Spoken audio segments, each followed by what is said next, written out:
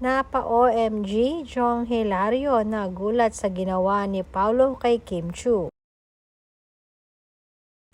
Hot topic na naman ngayon sa mundo ng showbiz industry at sa lahat ng social media platform si Kim Chiu at si Paolo Avellino. Trending at usap-usapan ang naging mga eksena ni Kim at ni Paolo sa kanilang teleseryeng What's Wrong with Secretary Kim.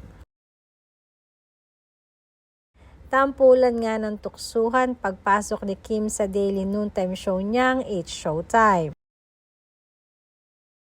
Kaya naman halos lahat ng kanyang mga co-host sa nasabing programa ay inaasar siya. Maging si Jong Hilario ay hindi rin nakapagpigil at sinasabing napanganga na lang daw di umano siya sa naging eksena ni Kim at Paolo. Hindi nga kasi makapaniwala na ang isang Kim Chiu ay papayag sa mga ganitong eksena. Umani nga ito ng samot-saring reaksyon mula sa mga netizens. At ang iba nga ay hindi makapaniwala na napapayag si Kim sa mga ganitong eksena.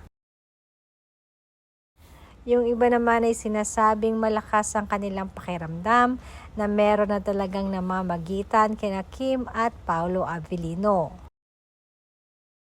Ayon pa sa mga netizens, hindi di umano papayag si Kim sa mga ganitong eksena kung walang feelings para sa kanyang kapartner.